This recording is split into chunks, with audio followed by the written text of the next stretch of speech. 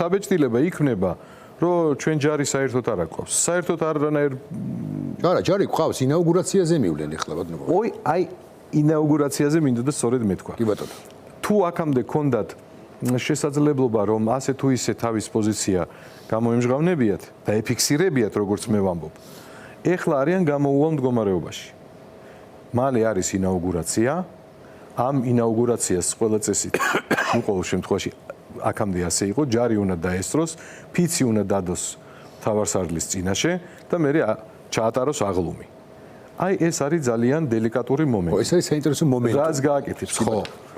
ასე რომ უკვე პოზიციის დაფიქსირება აღარ დაჭირდება ვერბალურად, ქმედებით ვნახავთ რა პოზიციას დააფიქსირებს. ის დაადებს ფიცს არალეგიტიმური პრეზიდენტის წინაშე და შეუერთდება ამ არალეგიტიმურ ხელისუფლებას, თუ რამე სხვა გამოსავალს მონახავს. აი ძალიან საინტერესოა, ძალიან დელიკატური მომენტია და იძულებული გახდება დააფიქსიროს პოზიცია. არალეგიტიმური პრეზიდენტი ახსენეთ, შესაბამისად ლეგიტიმურ პრეზიდენტად მიიჩნევთ სალომე ზურაბიშვილს. მე ერთადერთ ლეგიტიმურ პრეზიდენტად და ერთადერთ ლეგიტიმურ ხელისუფლად მივიჩნევ ამას ამბობს გენერალ-მაიორი გოგი ალექსიძე, ბარემ ვიტყვი, კიდევ ერთხელ ვიტყვი მაყურებლისთვის, მაგრამ ეს პრეზიდენტი, რომელსაც შუქი ჩაუჭრეს ან ჩაუჭრიან, ბუნებრივი აირი ჩაუჭრეს ან ჩაუჭრიან, გამოასახლებენ რეზიდენციიდან ან გამოასახლებენ რეზიდენციდან, ზალის მიერ იცით გამოასახლებენ. ხო, დასაცავია და ქართველები ხვალ მიდის ფაშის პრეზიდენტი დემონსტრაციაზე, ეგრა მაგის პასუხია. და ქართული საზოგადოება მას იცავს, იმიტომ რომ პრაქტიკულად ლიდერად ყალიბდება, ჩამოყალიბებულია ლიდერად ქვეყნისა, რომელსაც დრო შეუჭირავს სახელმწიფო სალომე ზურაბიშვილს. მაგრამ დასაცავია მეთქი და ესეც უნდა იყოს ალბათ ჩვენი გზავნილი, ვინ უნდა დაიცვას პრეზიდენტი. სხვაშორის ის დღეს გამოვიდა და თქვა უკვე შეტევით სტრატეგიაზე გადავდივარო, სულ ივანიშვილს თავაზობ შეხვედრასო, სასწრაფოდ უნდა დაინიშნოს შეხვედრაო და აქ უცხოელების მონაწილეობაზეც თქვა რამდენიმე სიტყვა.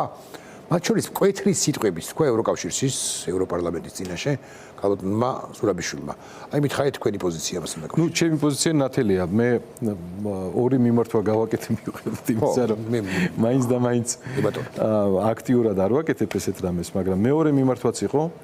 მე მივმართე დიპლომატიურ კორპუსს, რომელიც აკრედიტებულია საქართველოში, იმისთვის, რომ დაიცვან ჩვენი პრეზიდენტი. ეს მე ვფიქრობ ერთადერთი და მოსახლეობამ უნდა დაიცვას პრეზიდენტი. ეს არის ერთადერთი გზა, რომ დავრჩეთ ჩვენ რაღაც კონსტიტუციის ფარგლებში. წინააღმდეგ შემთხვევაში ჩვენ გავდივართ ზოგადად კონსტიტუციური ჩარჩოებიდან. იმიტომ რომ ჩვენ ყავს არალეგიტიმური პარლამენტი, შემდგარია სახელმწიფო გადატრიალება. ბატონო? სახელმწიფო გადატრიალება შემდგარია. მე შემიძლია ვთქვა, რომ მე ვაფასებ ამას, როგორც გადატრიალებას და ყველა ნიშანი ამისი არსებობს. ყველა ნიშანი ამისი არსებობს. ანუ არალეგიტიმური გზით ხელისუფლებაში უბრალოდ პარლამენტში მოსული პარლამენტის წევრები შესაბამისად არალეგიტიმური მთავრობა და მე არალეგიტიმური პრეზიდენტი. ყველა ეტაპი არის არალეგიტიმური.